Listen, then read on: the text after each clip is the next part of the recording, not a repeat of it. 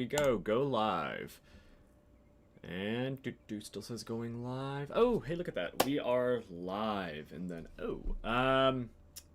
so hello if you're just joining in. Hello if this is your first stream, second stream, watching the replay. Whomever you are, I'm happy you're here. Today, so in case you're not aware, what we do on these streams is we dive into the research that I'm doing and try to, well, figure out what's going on. And right now I'm working on like 7 different projects. This is actually a preview of a video that we're gonna do, so if you know Lanthanotus borneensis, you might know what I'm talking about. But that is something that will go to Patreon first, actually. So let me minimize that. But yeah, so what we're doing right now is I have this awful, massive spreadsheet of species. And I need to figure out what species are valid. And what do I mean by valid? Well, valid species are ones that are supported by various... how do I put this? Like, databases. So it's like we're going through and it's saying, oh, hey, look right here, like Pseudoeurysia mixteca. This one is valid in our databases. I have no checks that I need to look up. This is based off of a custom script I put together that validates it for me. But then we'll see ones like this, like Pseudoeurysia now campa. It just got worse. Pseudoeurysia nigra. Oh my gosh, I forgot these are all terrible names. Yeah, so I have a 1, which means I need to check it based on how I set up the script. And we know that this one is Oxalotriton niger. Now, if you were here during yesterday's stream, you'll see that I lost a lot of progress. Well, I don't know what happened after the stream. Once I closed Excel and opened it up for like the 8th time, then it found all my document recovery stuff. Don't know, don't want to know, because it'll just make me mad. So after the stream yesterday, I actually did a lot of work to try and finish it up. And I think actually on this stream, we'll be able to finish watching, or finish validating everything. So I'm actually really excited for that. But yeah, this next little bit, though, is very messy just by looking at it. But of course, we'll be going into databases, we'll be looking at species, we'll be talking, we'll be answering questions, we'll be doing whatever you want to do. So let's just start right back up where we were. I think we were in still Pseudoeurysia, maybe Pseudotriton. Yeah, it's a lot of species, but nothing too crazy. We were at a Pseudoeurysia, and yeah, we are on Pseudotriton. So if you haven't seen this before, we basically just Google everything. So where is my good one? There we go. And I Google it based off of 3 sources primarily: AmphibiaWeb, Reptile Database, and AMNH, which is the Amphibians of the World American Natural History Museum. Really fantastic. This isn't the right website. AMNH. Boom. So yeah, what is this? What are we doing? Pseudotriton? I believe that's is that a frog or a salamander?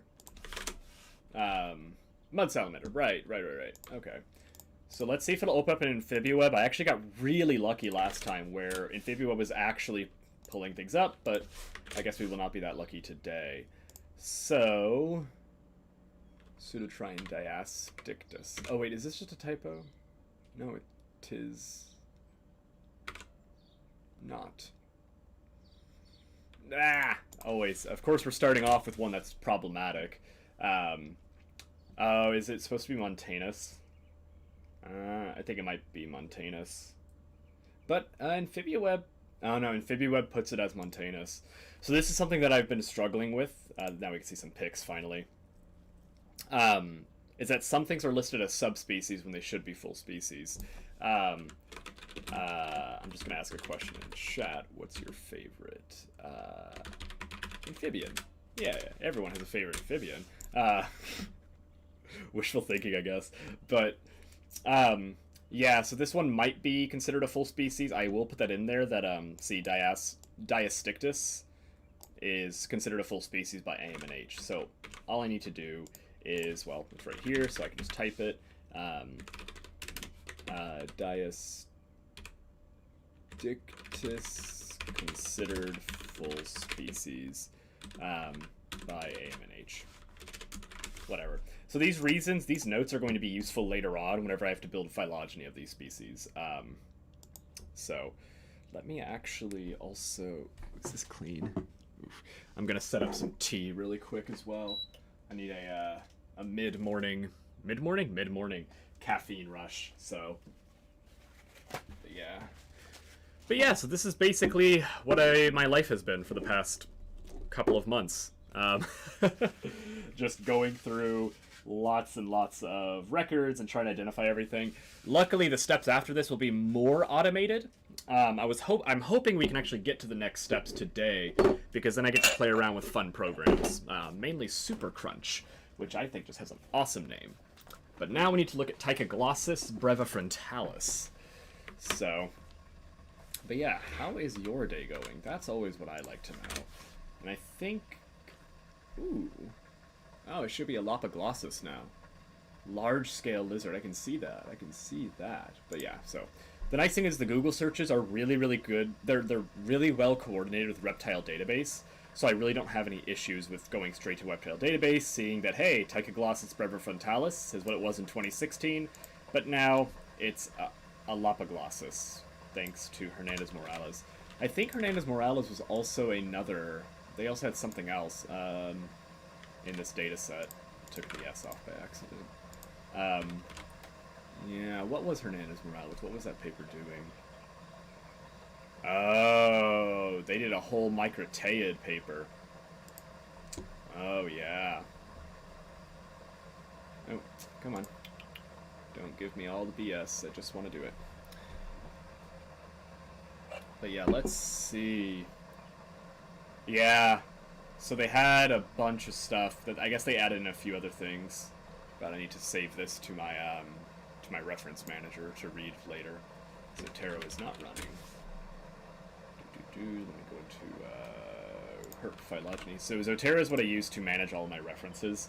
So it downloads. I just clicked a button, takes a snapshot of this page, downloads the full PDF, and then also gets all the author information. So like right here is is exactly what the paper we were just looking at. So it pulled the title, the author's abstract, the publication, everything. It makes things so much easier. I can sort of just toss it off to the side and not worry about it. I have a feeling that all of these now are going to be a Lopoglossus. But I just want to make sure. If that's the case, then I know it's going to be that one paper. So whenever I do the search, as long as it's popping up in Reptile Database, I'm happy with it. It'll pop up as a Lopoglossus, so easy enough. Yeah, super easy, super nice.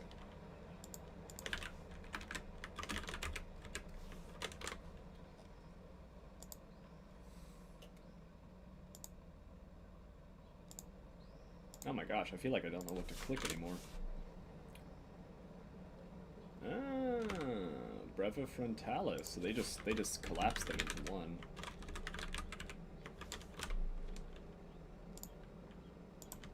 Look at that. So now what is Plicatus?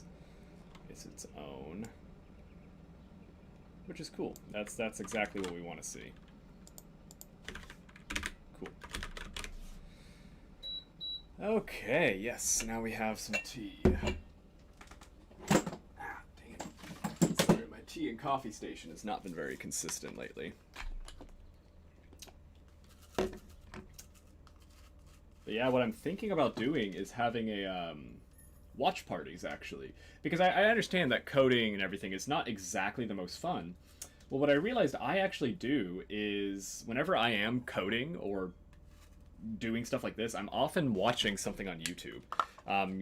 Often it's something somewhat mindless, but I don't know if you know this, but YouTube has an amazing repository of documentaries. So I would love to do like a documentary series. Well, why can't I? Yeah, so I mean, I would love to do like a documentary watch party every time I do these things, because I think that's fun. I'm going to add some herbal tea to this. I don't want detox. Peppermint, lemongrass, licorice, mint. I'm actually going to try this licorice legs. What's in this?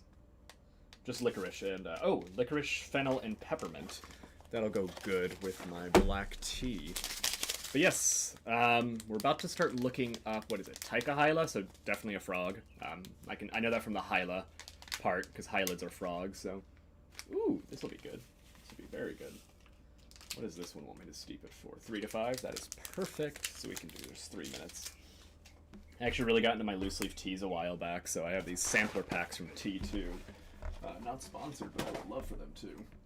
So let's just set all this up, and then set my timer up.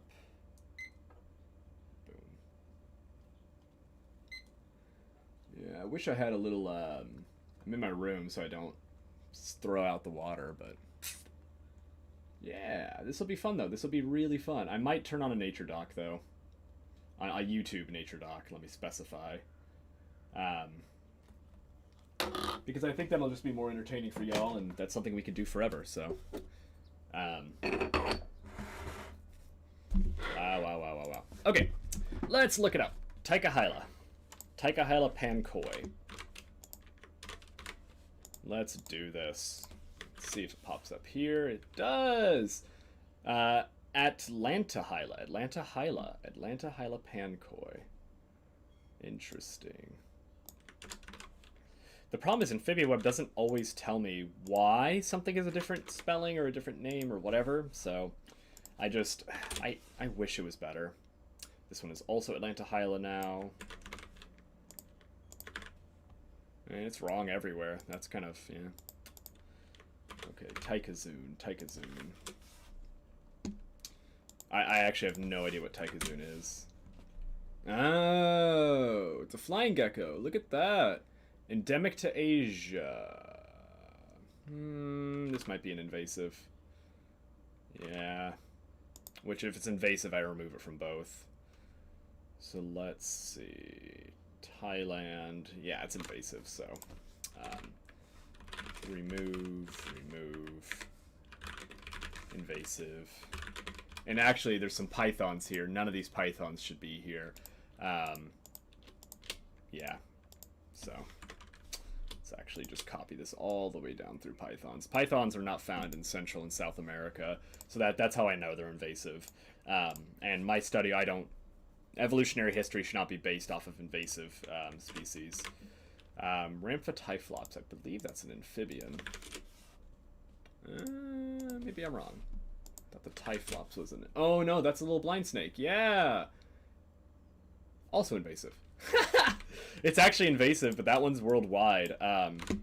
These little Brahminy brown snakes, blind snakes, they have been found worldwide now because they're also called, flower pot snakes, I believe, something like that. They are this really cool snake, actually. They're parthenogenic, so they don't need to mate. So all species are female. But they are worldwide because they hide in flower pots, basically. They look like a worm, they'll be in the dirt, and because of the trade of exotic plants worldwide, they basically spread all over the world. And because they don't need to mate, you only need one in a flower pot for it to, spread and mate and, do whatever. So it's actually a really, really cool natural history thing. I wonder if there's any papers that are, like, global genetics of them, because that would be really interesting, actually. And I'm sure they're in collections. I don't know why I opened up my email. That's not what I wanted to open up. Google Scholar, that's what I was typing in. Ugh. Can you tell I aggressively check my email because I get words. Nervous. Okay, so let's look up Endotyphlops brahminus. And then I want to see genetics. We might have to do some other search terms. Yeah. Oop. That is done. Sorry if that was loud. I realized it was right next to the mic. So, but my tea is done. But yeah, I'm just curious if this is a global. If they've mapped out global genetics yet. Because that would be really interesting, actually. Let's just pop this into GenBank really quick and see what we can find. So, because if GenBank has both the... just one has it, in their... Oh, come on, GenBank. Don't be getting slow on me.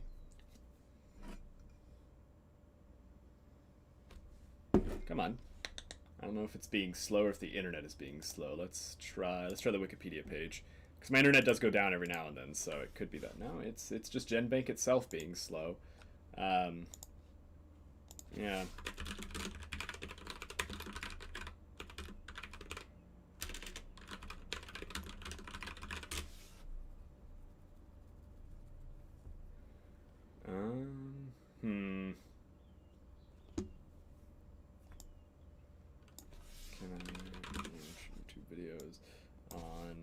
I'm also looking up really quick.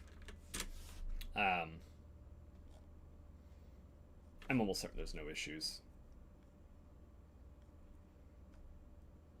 Yeah, I'm sure there's no issues there. Anyway, so let's look up Indotyphlops brahminus in GenBank. We might have to look up the old species name as well, which is fine. No, there are quite a few sequences. Not as many. So what I'm looking for to see if, one, there are sequences, but also if they would be found in...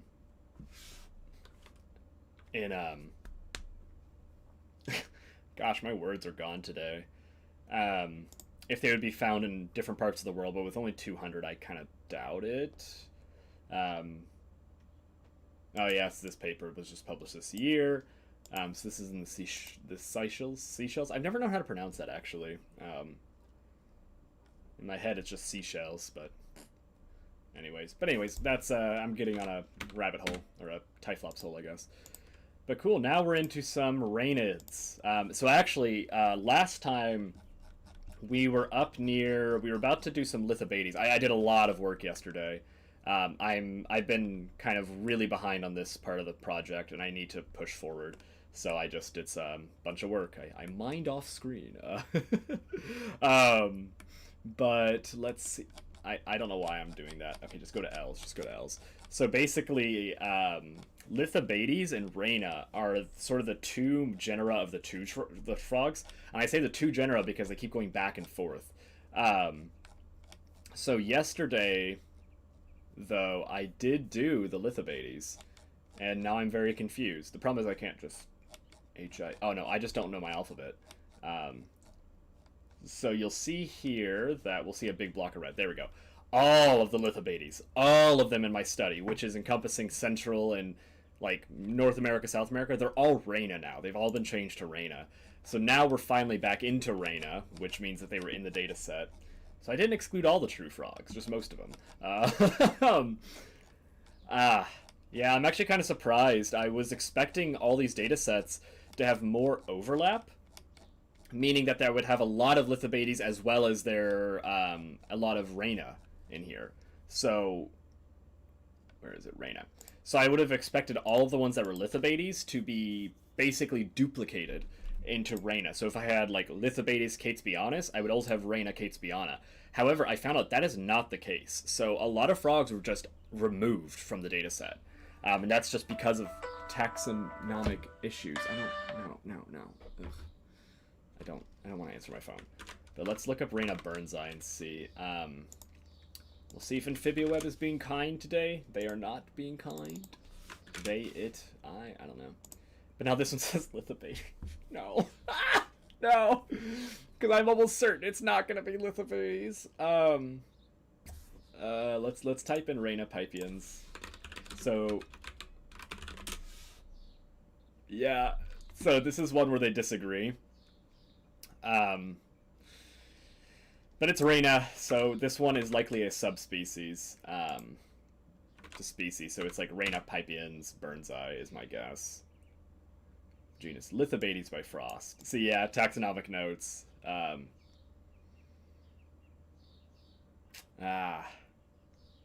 Yeah, it's very confusing. It's very confusing, and that's why I'm happy that AmphibiWeb is like, we're just going to use one, even if I don't necessarily agree. Like, I don't agree with that mentality. I don't know. I also do agree. So that I don't know. I'm in a weird spot with both of them. God. Yeah, I actually am surprised. I thought Lithobates would be the trouble, not Rhaina, but apparently it is. This. Oh my God. What even is this species? Lithobates worsish. I cannot pronounce that. Worcestershire. It's like Worcestershire, or Worcestershire if you're in the U.S. of course. Let's do yeah, Rhaina Worcestershire. Oh, don't worry, the common name is easier. It's Worcestershire's frog. What? I don't know how to pronounce this. This is great. Very pretty frog though. Let's actually look at some other pictures. Yeah. Oh no, wait. I have seen this frog before. Very pointed snout. Called the Brilliant Frog. Thank you, someone. Oh, look, just a picture of it being eaten. Oh, gosh. How did they ID that though? They probably saw it beforehand, but yeah, I have a feeling all of these are going to be subspecies to species. That's an issue with GBIF, one of my data sources actually. They have just massively messed up on all of their, like, everything that they have. Not everything, but a lot of things. God, see, another one Pipians, so I'm not even gonna. At least I kind of know now what the pattern of the data is, because it makes things a lot easier. Because I would never find, this has never been a species, right? Randacandahoyi, never been a species. Oh look here, it's Warshawishish. And it's wrong because it's a typo, because no one knows how to spell it, because no one knows how to pronounce it. That's so interesting. And I think it was discovered by Worcestershire. God, I am, like, I'm not, like, I'll even try to do it and it'll be bad. Let's go back to it. Let's see. Let's look it up on AmphibiaWeb, I think, because it'll give me the, I just want to see who discovered it, and if they named it after themselves, because if they did, that's just, like, you know your name. Okay. Of course, you know. Maybe let's look up Worcestershire. The guy, the person's name. I say guy because it was discovered in the 1800s. I'm almost certain it's a guy because sexism. But Worcestershire. Is it just Warshawitz? Oh, Warshawitz. No, I don't know. I just want to know why they named it that way. That's so interesting. Yeah.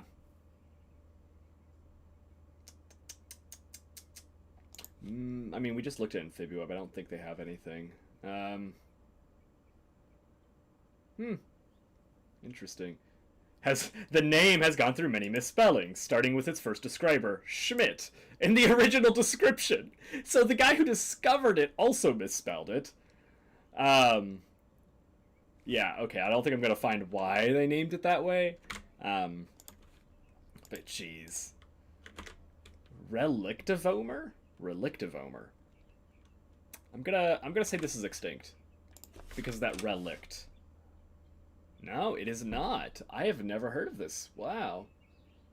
But now it should be... Let's see if we can find it in one of my actual... Okay.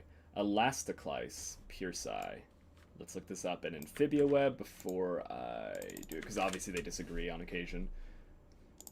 It looks like a microhylid. Yeah. Look at that. Colombian plump frog. Very pretty. Very pretty frog. Those nice oranges. Lots of dots. How cool. How cool. Yep, so it hits into Panama and then some other areas as well. Least concern. That's good. That's good to see. Okay, cool. So now we have, oh gosh, another monotypic genera.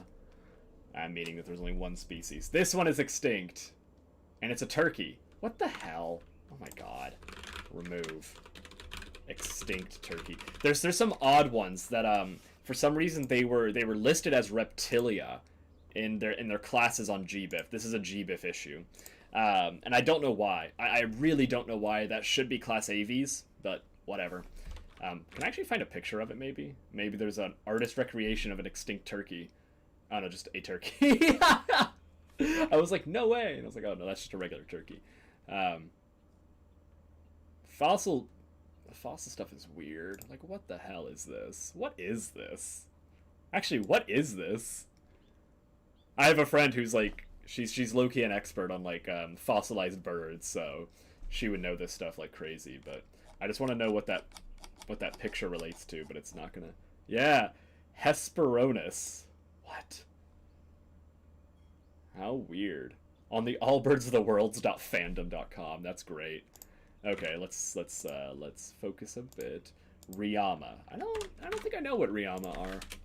Ryama reptiles. Okay, well, let's go to reptile database. I just don't think I've heard that one. Now they're Oreosaurus. We looked up Aclenus. Ooh, they're pretty. Oh, a Gymnothalamidae. Yeah, those are cool. Those are very cool, actually. This is the only species that they have of it. It's pretty. Very pretty. But yeah, I just don't know much about it. So let's... Okay, well, yep, that's what it is now, so... We'll see. I have a feeling they probably changed over all these. And let's get the Sanchez Pacheco paper. Who's on this?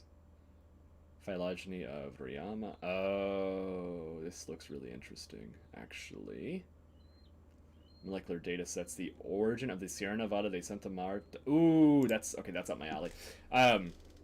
So, like, my project looks at the origins of species.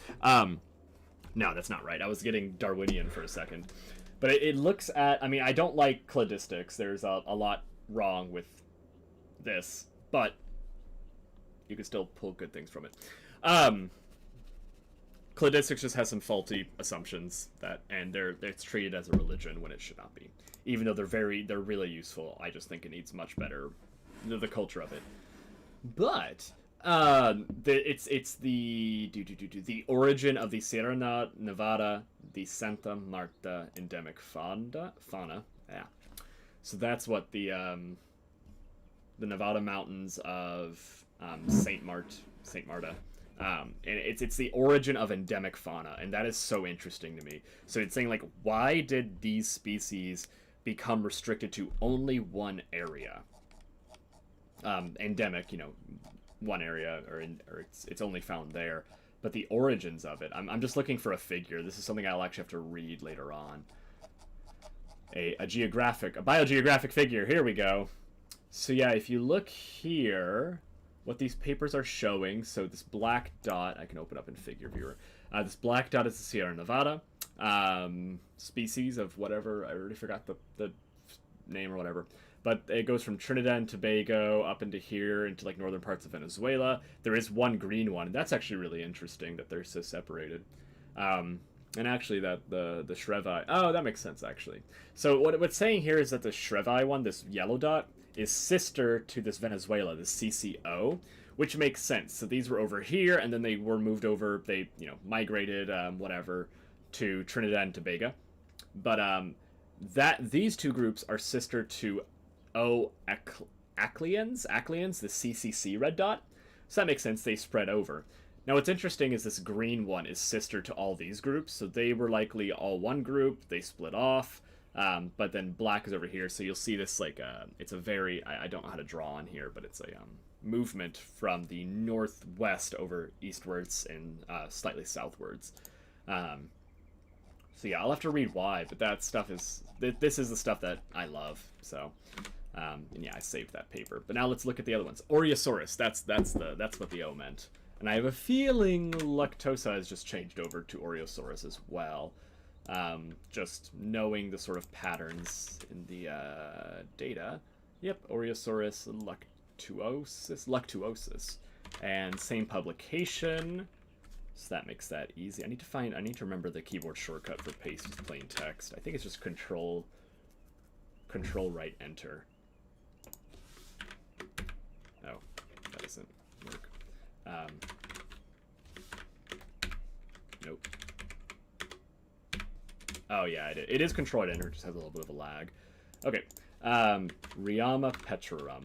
So again, it's probably Oriosaurus petrarum, but I need to add it in just to double check. Ah, see, that's why I double check, because this one is actually Andinosaura petrarum, by that same publication, admittedly. And that one pasted as plain text. Maybe I made that the default now by accident. So now Ryama Shreveye. But they don't have any pictures of this one. So let's see what this Ryama is now changed to. Okay, yeah. Oriosaurus Shreveye. A single observation from my naturalist. Let's see. Oh, it's a little guy, little cutie. Little cutie. Yeah. Yeah, we had some of these in our, on one of our, not these, but we had a similar species in the same family on one of our surveys. And I know it was one individual because they actually have these really high site fidelity. Site fidelity meaning that they stay in one spot. So this guy, we set up some cover boards. Actually a really cool design that I hadn't really seen done elsewhere, that I really need to check if they're still there, because I would love to go back next summer and actually do them now that they're established. Coverboards in the jungle are crap, by the way. I would not recommend it. They just don't work. But that's besides the point. I'm saying that while like trying to tell you about how awesome these coverboards are. Go figure. Whoa, so these are now Goitorum. Or Goinorum. Goinorum. But yeah, sorry, this one individual stayed underneath the same coverboard every single survey event. It was actually impressive how often it stayed there. Ooh. Ooh. Black tea with licorice and fennel. Full send, but I like a little bit of milk in my tea, so in my black teas. Not the biggest fan of licorice, but I like this one. Just oat milk, add some sweetness. And AmphibiaWeb is just being wonky right now. There we go. Thank you for just... Oh no, my internet was down for a second. That's probably what it was. So this one is Scartila. Since 2000. Come on, GBIF. GBIF has just been wild. Yeah. So Scartila. Goinorum. You know what? That's a subspecies to species. I'm just so certain of it. Because you don't change the species name whenever you describe something new. That's just not... Is there really no problems with Scoloporus? Wow. So Scoloporus are your fence lizards. They're a massive genus, and I just assumed I would have trouble with them because they're big. Like there's a lot of them, so there's always changes. There's always like, this is actually 2 species. This is actually 1 species, not 3. So stuff like that. Skynax, I expect. Skynax are these frogs that they're really cool actually. Really cool frogs. They used to be a hylid, or they are a hylid. They used to be hyla. But then, yeah, they're not anymore. So you can see this one. This is actually a really good picture showing their is it buccal? Their vocal sac, I'll say that, and how he's inflating himself to do it, and well, you know, make himself look bigger, or not bigger. I am not caffeinated. To call for a mate. He's making noise. Yeah. He does look bigger, of course, because he's bigger, doy. But yeah. So now this one is Skynax Fusco Marginatus. And yeah, you can see how small these guys are. Like, what currency is this? Republica de Paraguayan? Oh, Paraguay, it says it right there. Yeah, so very small. It fits on a coin. I'm pretty sure I've had some Skynax on my Fusco. Yeah, so this is a subspecies to species. Cool. Very cool, though. Very cool little frogs. Okay, Skincella, little skinks. Let's look this up. Skincella acetus. Let's see, aceta. Ah, so this is using the incorrect gender. Just gonna pull up the pictures. Look at that iridescence on that. Not the best pictures, but I'm happy there are pictures. That's how I see it. Yeah, so... What the hell? Sorry, I just noticed there's a species, and it's found in my phylogeny as well. The species is Skynax x signatus. Let me make this actually let me actually make this view a little bit bigger for y'all. I just realized it's kind of small. What? Oh. Oh. You won't see other people's... Oh, how interesting. Okay, okay. Don't keep. Yeah, so there's apparently different views for Excel. I'm gonna work on that later. We'll go to Hundo. There we go. But yeah, there's a species called Skynax x signatus. What? I just want to look like, that's such an odd, to add a dash in a name? Wait, wait, why did it show up too? Very pretty frogs. Let's actually look at the Wikipedia, just because it may represent more than one species. Maybe, but that's still weird. I've never seen that. Considered invasive species on Guadeloupe. It's a very pretty frog. Let's look at the AmphibiaWeb stuff on it. Amphibiweb just has way better pictures. Yeah, very, very pretty frog. But I'm just like, why the X? Like, I'm sure that's also making lots of trouble in databases. Because, like, something you do a lot with data manipulation is you remove very odd characters. So, like, that would be question marks, dashes, potentially underscores. So, let me try AMNH, actually. They likely, I'm not gonna say likely, they might have something on why it's, So it used to be in the, it used to be in the Skynax X Signatus group, and now it's in the Ruber group. I want to know why. I don't think anyone has a reason why. Okay, no one knows why there's a random dash in this species name. But whatever, we were fixing Skincella acetus. This should be aceta because the genus name Skincella ends with an A. So it needs to be the correct, it's gendering it correctly, apparently. Where US is, or it would end with US. So now let's look at Forbosora, or aceta. Yeah, aceta. Okay, that's actually a pretty common error I see, though. I'm not really sure why it's so common. Well, I know why it's common. It's just, I don't want to say laziness. Why does this one say Forbosorum? I don't think that's correct. But whatever. Latin. I'll just put Latin. I just don't like the gender things. There's a lot more that I don't know. I don't know how it's supposed to be. I don't know. I guess it's like a Romance language thing. I just see it as like a nomenclature typo, but you know. Oh. It's a mud snake? No, wait, what is this? Swamp snake. Swamp snake. Yeah. This actually, oh yeah, I guess this would get into my data set. I just wasn't expecting them to be considered Middle American, but I guess they would be. So now who changed it over to? It's been that way since McVeigh. Cool. Okay, now we have, oh, a Cybon. Cybons are really cool. Wait, I think I have found Occidentalis before.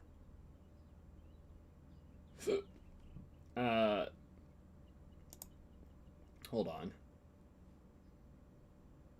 Have I found this, or was I looking for it? I found a few Cybons. Hold on. It would be on my iNaturalist, I believe. My observations. Species. Cybon. Genus. Because I found a lot of Nebulatus. Oh, Dimidiatus. Dimidiatus. Yeah, this is actually one of the prettiest snakes I've ever found. Just absolutely gorgeous little Dimidiatus. So cool. I think I was looking for that one though. The oh boy, here we go. Well, now it's Trapedodipsis and Nullifera. Very pretty. Really? Okay, hold on. Let me look this up again. Did it used to be Cybon occidentalis? No. Wait. Let me look it up in Reptile Database. That might have been a weird. Nope. That might have just been something weird going on with Google because I didn't see it in the synonym list. Oh no, I guess it is that. It's just not in the synonym list explicitly. Like, I don't see Cybon occidentalis. I see Trapedodipsis occidentalis, so that's why I feel better. Huh. Might have been a subspecies thing. Might have been a subspecies thing. Yeah, it could have been a subspecies thing. Ugh. Subspecies things be like... Okay. I'll stop. But, I'm gonna add a DC for double check that, though, while we figure out this, Sabinomorphus. The Y is throwing me off in this one. Should be Dipsis. So Dipsis vagrans. Look at that. Oof. Pretty snake. Dunn's tree snakes. Oof. I'm wondering if Vegas is a misspelling. Maybe not. Let's look at this other species within the genus. Vegas. No, yeah, Dipsis Vegas. Dipsis Vegas. No pictures, unfortunately. That sucks. Found in Peru. Type localities from Hong Kong, but that was an error. That's funny. There's so many little notes that are just great to wade through. Oh, you know what? I need to actually zoom out just a tiny bit, because I need to make sure I see the checks here. Hope I didn't miss anything. I mean, it's very unlikely that GBIF is correct and something else is wrong. I think I've seen that maybe twice. That's what this is telling me, because each column is, one is GBIF, one is IUCN, one is my phylogeny. So it kind of helps me narrow down what's going on. See, like this one, this Sphenorhynchus orophyllus is wrong in GBIF and wrong in the phylogeny. So that helps me check it out. But that Sphenorhynchus, I want to say that was a... Oh, I know this. I've read papers. Damn, it's an amphibian. Ah! I was, Oh, it's a tree frog! So let's look up on AmphibiaWeb. So this one is Orophyllus. Ooh. Could be several things. Let's see if... We'll throw a Hail Mary out to AmphibiaWeb. Really quick. Maybe they'll have something. They did! Hail Mary! Platycephalus. Almost no information on it and only one picture. Looks very dark. Huh. Wonder if they're like that, like in life, or if this one was just stressed out. I mean, I could see it blending in, though, with some of the trees. Like the leaves, specifically. How interesting. How interesting. But let's find out why it's platycephalus. By Harding, 1991. That's such an old... GBIF, like, they just need to fix their stuff. I hate how they do things. Braviro stratus. The problem with GBIF data is that it's just so, Oh, this is a gecko. It's just so, like, out of date. And they don't do anything to, like, fix it. They just, like, maintain it as a problem. And, like, admittedly, very, very cute gecko, actually. Very, very cute gecko. Very tiny. Admittedly, it's you know, the I don't know how to put this right. The onerous of having your data correct should fall on the researcher, right? Like, they should understand that there are biases in their data and work with them. However, the data sources that are actually collecting and manipulating and working with the data and putting out there for people to download should at least do something to help out. And, like, largely what they do, it feels like nothing, and it's so frustrating to deal with, because, like, I know that there's problems, so, like, that's why I'm doing stuff like this that takes forever to get through. But then you'll see, okay, this is a subspecies, but then you'll see so many papers that do nothing to clean it. And it's just, like, it's absolutely insane to me, because the data is so bad. Like, if I look up, this is actually a really good example, because I found this in my dataset earlier. GBIF is where I'm getting it. Again, free and open access to biodiversity data. Agree. This is such an amazing resource. Almost 2 billion records. Insane what you can do with this. But I found Varanus komodoensis in my dataset for Middle America, where I only downloaded species in Middle America. So definitely not the islands of Komodo and, you know, whatnot. So what if we look at the map? This is not... I don't know, this is Varanus komodoensis. Let's do only one species, though. It is pulling all species. So yeah, it's here, which is fine. I can see all of this being true. Maybe not... One in Singapore. Hold on. Is this a zoo? Yeah. This record's a little bit sus, not gonna lie. Hold on. Let's draw a little... gosh, every time. No, not that polygon. I messed it up. Let's go over here. But yeah, so it's including this one from, what, New Mexico? Like, obviously that's an invasive species, but so many people will not filter it, and then that's included in their data set. Or this one from Singapore, which might be in a zoo. You just need to do basic data filtering, but so many people don't because they assume the data has already been cleaned, and it's just, I don't know, it's frustrating. So let's look at this one. But yeah, of course, the onerous of having good data, good information, you should understand your data. If you don't understand your data, you need to be doing your project a little bit more, well, just need to be understanding your project more. But, you know, how much of that should fall on us, how much of that should fall on them to be, you know, do your stuff. What is this?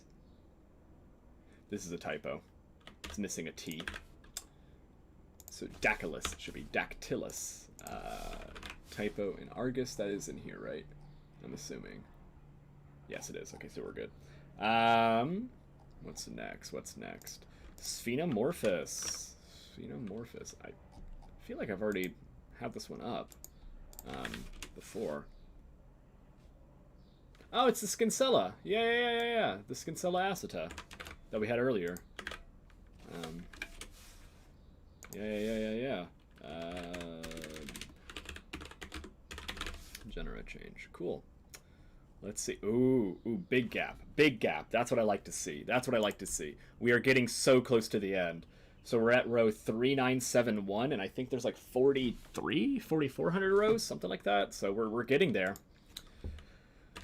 Okay, I have zero clue what syncope is. Little frogs. Let's see if they pull up on AmphibiaWeb. They do not. So first we got to go to A&H, search it there, get some ideas. Kia Smokelease? Kia Smokelease? And Taroni. Look at this guy. Ooh, what a cutie! Wow, look at that. Cute little frog. Wow. Okay. From Ecuador. Very cool. Very cool. Ecuador. I want to go to Ecuador so badly. And I have a feeling this one's also going to be Chiasmoclice. At least I could check there first. Yep, Chiasmoclice. I can just copy this one. Cool. Ooh, another nice gap. We got some nastiness here, but Telmatobius walkeri. Oh, now it's just Jusky. It was up a species, bumped down to subspecies. Okay. Let's just make sure this is correct in AmphibiaWeb. And it is, and it's an aquatic frog, I'm almost certain. Eyes sort of on the top of the head. I don't know, it just looks aquatic-y to me. I don't know. I have nothing to back that up other than just, like, gut feeling, but whatever. Like, largely aquatic. You'll notice some of the larger frogs have, like, or some of the water, more aquatic frogs have, like, eyes more on the top of their head for, like, floating on the water and seeing, so I just thought that was cool. Okay, now we have some terrapins. Some turts. What? Is it extinct?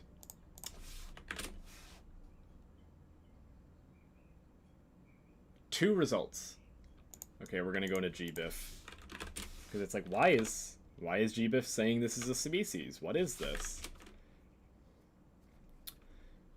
Boop. Doesn't exist. I've learned, like, do not, just don't mess with it forever. 'Cause that's always what I mess up on with these. So, GBIF data is so bad. It's also fantastic. It's also the best data we've ever had, but it's also just so bad. Okay, Thamno Dynasties. These sound familiar, but I can't peg why. Naterai. Oh boy, here we go. Let's make this easier on me. The problem is there was like a whole bunch of them, and none of them had the right species, so this might be a subspecies.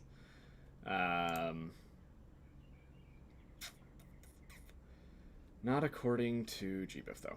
Damn. And actually, no, I'm going to remove this. Because this one is an outlier. So it would already be removed from the dataset anyways. Outlier not in. It would be removed because there's only a few records, but I just prefer to remove them when I see them. So, Peruvianus. What? GBIF, see, I swear GBIF just has like random species that no one knows what they are. Come on. Yeah. Peruvianus.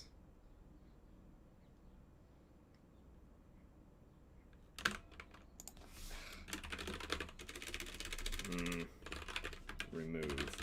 See, because I'm also using a little bit of an old GBIF data set, so some of these would have already been fixed, quote unquote.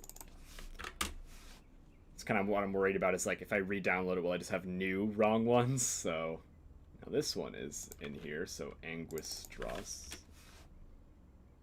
Ah, there we go. Rufipunctatus. Oh, and oh yeah, we're in Thamnophis. I was like, oh, they had a genus change, but they did not. Thamnophis. Oh, that's a pretty one. Doesn't look like a Thamnophis like on first glance. Like I could see Nerodia, but I mean they're in the same like family or subfamily, I think is what it is. But cool. That's an interesting Thamnophis. Thamnophis are like your ribbon snakes. Like if I type in Thamnophis, you'll like your ribbon snakes, your garter snakes, stuff like that.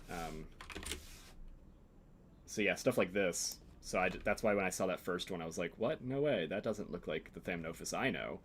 I mean, they're similar for sure. They're very similar, but...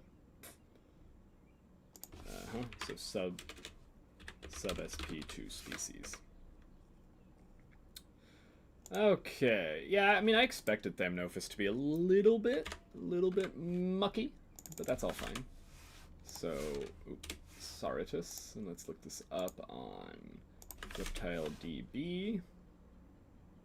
It should be Sarita. I don't think that's right. It should be Saratus if we're using the correct. Okay. See, it's also wrong in my phylogeny. Sarita. Latin. Yeah, so my goal for this group is, if I do have to redo the phylogeny, which is very likely, to make sure all the Latin is perfectly correct, because it bugs the hell out of me. See, is this one going to be validus? I hate inconsistencies, so... Haha, Thamnophis validus! Look at that! Wow, it's almost like correct Latin should be used. Not much information on these, actually. Huh. Cool.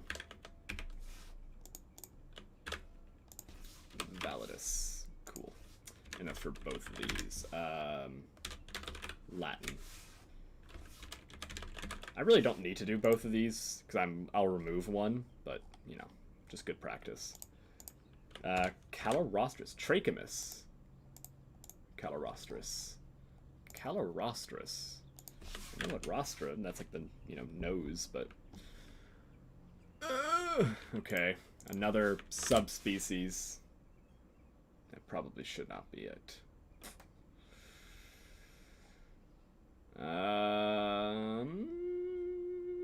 Oh, it might be Venusta. What is Venusta? I used to know what are the common names? Oh, Yucatan sliders, Mesoamerican sliders. Yeah. Ooh, how pretty. Very pretty. Look like a very ornate red ear slider. Huh. How cool. But yeah, so this should be Venusta. Right down here.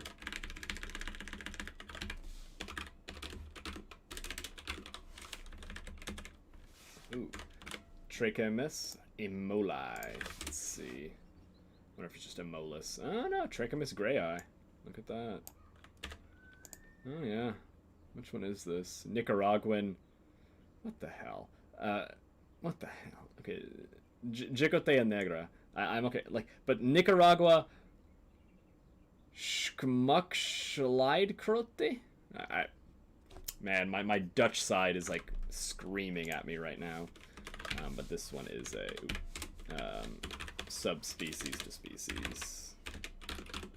Can you imagine like how quickly I could actually type if I did not make numerous typos all the time?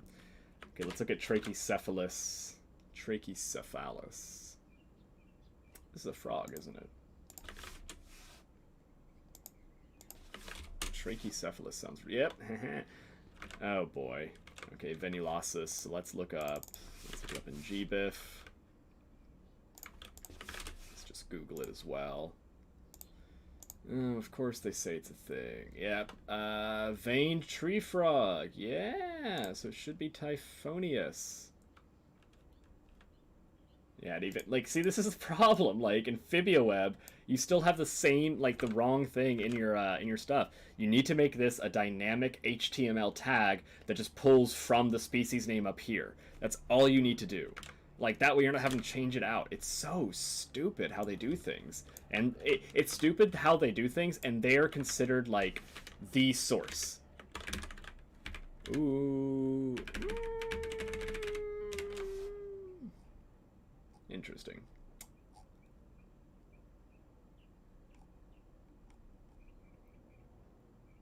Was treated as venulosa.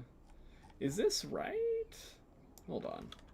Sorry, I'm just getting a little bit wigged out because they were wrong in everything. Yeah. Yep. Very pretty frogs, though, and, like, super cool vocal sacs. I mean, look at that. That's just insane. Absolutely insane. Oh my god, what a cool frog. But, yep. I don't even know why it's so wrong. And PhibiaWeb. They could be so much better. Just seeing places like what AM&H are doing, I wish they would talk more. And they might already be talking. I don't know. I'm not, you know, I don't know all their stuff. But, yeah, it would be nice, wouldn't it? Okay, what do you have here? Oh, this is a typo.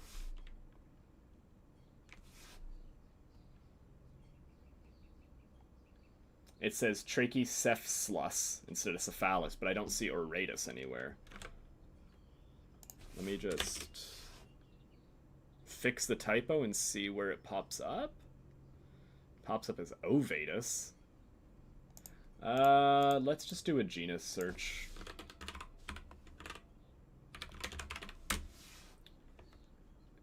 Then Auratus. Orvatus also is not showing up, or Ovatus is not showing up. Synonym of Dominicanensis.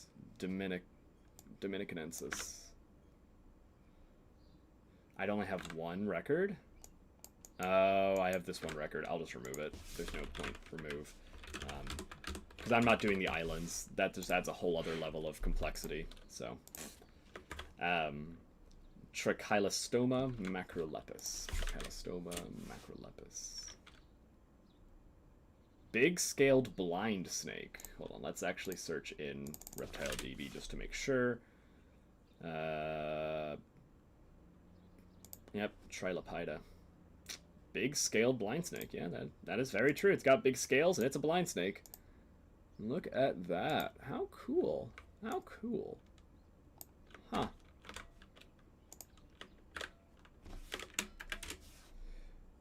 Okay. Okay, Tropodurus. Tropodurus barbari. Tropodurus. I'm not too familiar with that one. Huh. Some type of lizard. A lot of papers on their jumping ability, of all things. Nothing?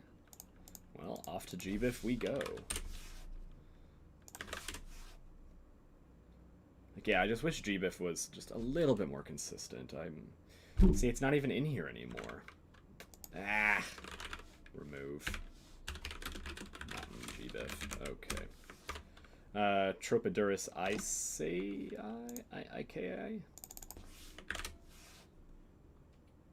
Okay, there we go. Microlophus thoraceus. So it's an iguanid. Got some nice patches. It's pretty, yeah. I just don't know much about it. But I know it's it's considered Microlophus thoraceus. Wait. And also subspecies to species. Yeah. So many things wrong with that tolerae. Let's see. Also, same thing. Was this also a subspecies to species? How much fun! Oh, Typhlops. Okay. Typhlops. More of these. Biminiensis. Little blind snakes. Look at this, just this one picture on iNat. Huh. Wow. Very cool. Okay, but they're saying that it is now Cuba Typhlops, so I'm guessing it came from Cuba. How cool. Yeah, I do wish that Reptile Database did have more legit records, like not just iNaturalist records. Although I absolutely love that they're like, hey, can you confirm that these are these records? It'd just be nice. So now this one is Typhlops. It looks like someone just did like some island cruising and was like, I'm just gonna name these, I'm just gonna change the genus to the island plus genus. Cuba Typhlops and Typhlops will have like Jamaica Typhlops or something. Huh. Oh, this Nagy person did it. Geotomus. Oop, I did a shift search. Yep, so now it's Typhlops. Very pretty. I've never been able to get like a great picture of a Typhlops. Like, this is actually pretty good, but of course it's in the hand, so it's a little bit easier. But I don't know, they're wormy. I don't know what else to tell you, Okay. Ooh, Guadalupensis. Is it going to be Guadalupe Typhlops now? Okay, no, it's still in Typhlops. I guess that makes sense. It's part of the Antilles, but still. I just find that kind of funny. Okay. Hypomythus. It's cool that they split them off in a genus. I need to read that paper, actually. The one that I keep referencing, this Nagy one, because it's like, is there actual evidence to show that they're like full species? Or let me look this up. Of Madagascar.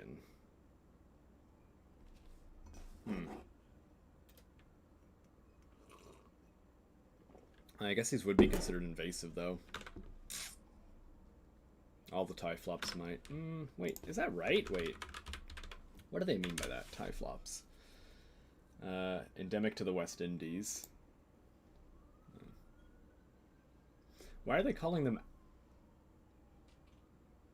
Yeah, why are they calling them... That's why I'm confused. They're calling it Madagascar. We suggest that African species included. All of these should not be included in this genus for their recent claims being under were based on errors in tree construction. I don't know. Weird. Very, very weird. Very weird. But I go with what Reptile DB tells me. I do not deviate until I make my own. Okay, another one that's just a Antillo.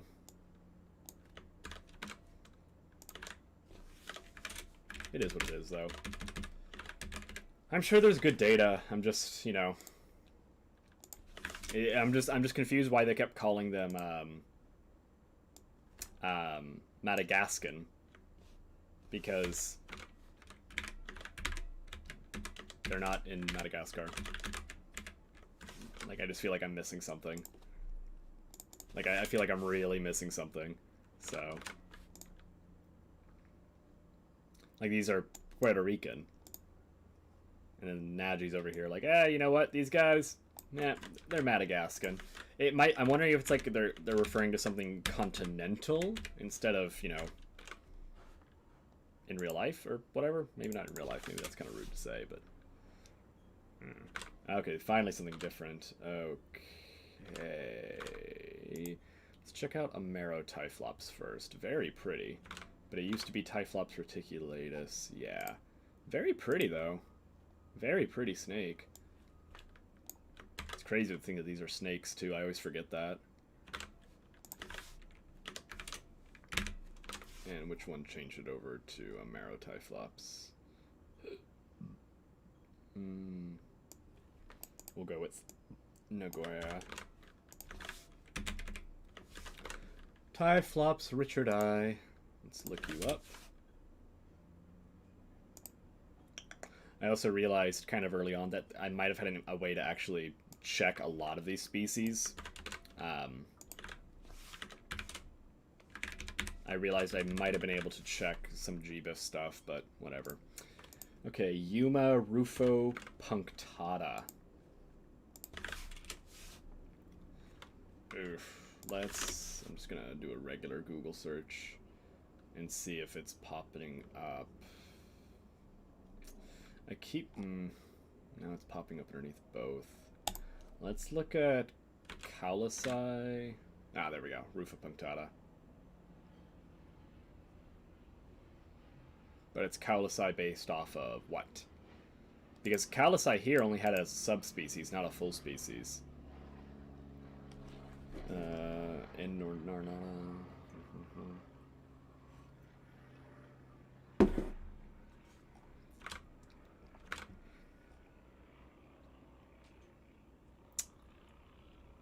Why is this not... Hold on. Okay, so it's not Inornata for sure. Is this Notata?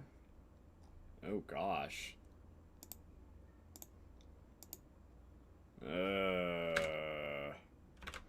Rufo punctata.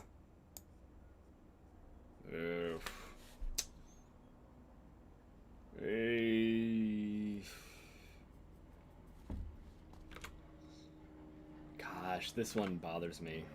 I'm gonna put a big ol' DC. Might be either. What is it? Might be either Rufo punctata or Notata, or Crowleri, I think is what they said. Crowler, whatever. Cowlesi. Gosh, that's a bad one. Whatever. Urosaurus. Urosaurs. These are always Nigrocatus. Nigrocata. Bad Latin. That should be... See, that's changed. See, I would just ignore this. Like, if I saw that, like, this is just in the paper, but it's like, hey, you know, maybe do not make your new standard. Like, you are actively helping the problem of having bad Latin by saying it, and it's not even like they said it should be called this. Like, I hate that. I understand they're kind of doing the same thing I'm doing, where it's like I'm just saying, if it's in Reptile database, that's what it is, and they're just doing, like, if that's what's in the paper, that's what it is, and I get that, but change it. Oh my god, we're done. Oh, this is just a blank record. We don't obviously don't have any blank species. Oh my gosh, we're finally done. Saving. We have finally validated all of these species. Oh my god, that took forever. So what are the next steps, though? Well, okay, one, removing all Varanus. That should not be here. There's going to be invasives, and technically they already get removed based on my data set. But now this next step is to see if I need to start building a phylogeny. So all of these species changes will be used in my pipeline to make like GBIF records more complete. so that if I have like Imbistoma crocium in there, that it'll change it properly to Imbistoma macrodactylum, which is awesome. But now what I want to do is, because I now know that all of the species in this spreadsheet are valid according to Reptile Database or AmphibiaWeb. So what I need to do is I need to go through and check all of these ones that have the phylogeny with NAs. This means that they were not present in my phylogeny, which means that they would ultimately get excluded from the dataset. So how many were actually getting excluded? Let's see. Let's do an equals count if m through m. Oh no, m through m is NA. So 1,530 were in here, but there's a lot of duplicates in here. I'll say I feel comfortable saying 600 or 700 species were fully excluded.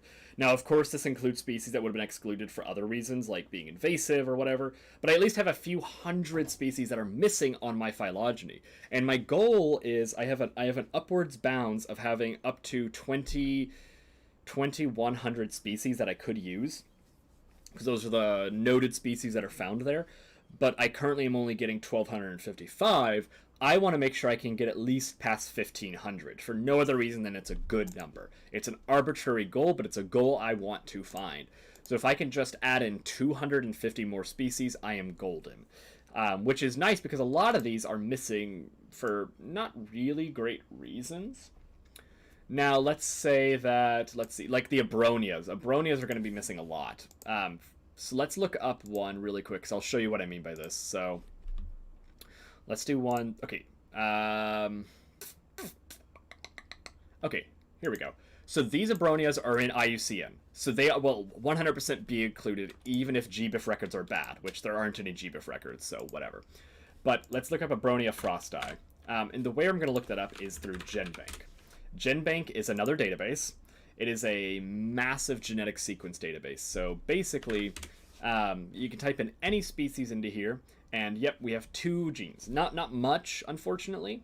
We'll see if it's usable, but hey, we're not making claims about being perfect. But I'd rather have imperfect data than no data.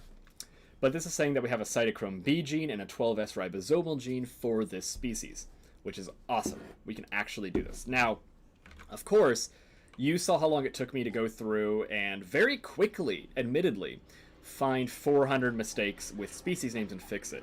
Going through the at least 1,500 of phylogenies, not doable. Just not doable by hand. It's doable, but it would be like a year, easy.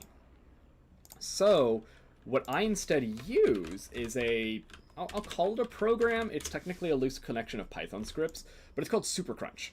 So it is I can read it right here, a Python toolkit for creating and working with phylogenetic datasets. So what it does is I basically supply it a list of potential genes that I want to use. So like I would use, like, there's a squamite loci set. So basically a bunch of loci that you would use for the squamates, loci being like genes, basically. There's like 40 or 50 in there. I would supply it with that, as well as some very common ones. Like you'll see 16S use a lot. You'll see, like, what was the other one in here? Cytochrome B. You'll see that 12S. Those are very common. It's rare to have a phylogenetic study that doesn't use them in some way, unless you're doing like only something else, whatever. Not trying to get into the weeds. But basically, with the SuperCrunch, you supply it with a taxonomic list, the locus defined, and then a FASTA sequence. FASTA is basically a giant list of genetic material. And what I would do is I would download, say, a massive reference FASTA for each of the families in my dataset. So that it can say, hey, look for the taxon in that FASTA, in that family. Find the loci that do it and pull it together. It'll also do a whole bunch of other things, like it'll assess the taxonomic things, merge renaming, do sequence selection, do alignments, as well as trimming them, converting it.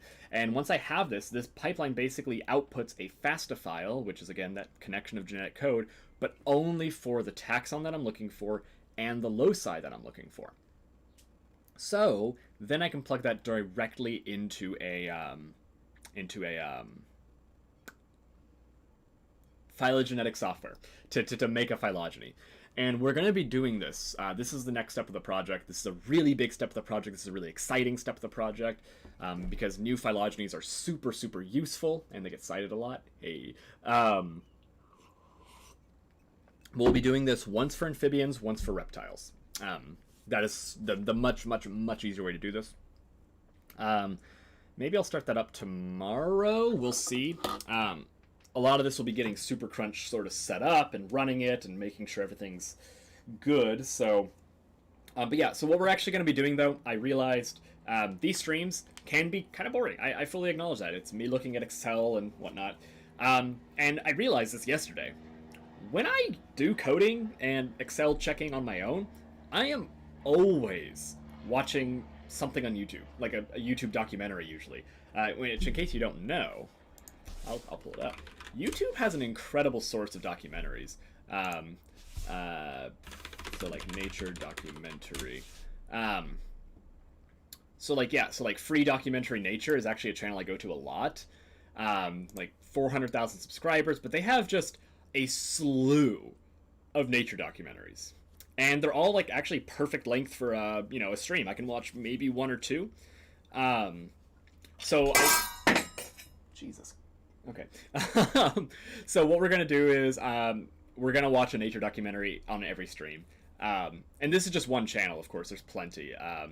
This one actually was a really good documentary. Like, they're all really, really good. Like, I'm just, like, amazed that these aren't more well-known, because a lot of them are also smaller. They're not these massive things. There's a documentary I love about spider fighting, actually. Like, it's a Japanese, I believe, practice. But yeah, so what we're gonna do is just watch some of these on stream together while coding, while doing that, because it's something that I can, do it on in the background, but also gives you all something to actually like enjoy. So I just need to double check the whole like streaming YouTube videos on YouTube, make sure that's all good. But yeah, so like free documentary animals, wildlife, Wild Thailand, of course there's the movies, but I'm not gonna do those. I guess there's full episodes of Our Planet. I'll probably get copyright striked if I do that, so I don't want to. Yeah, I'll stick away from these big ones, but yeah, just something to make it more enjoyable for all of us. That's ultimately the goal. Wow, that is a terrible Photoshop.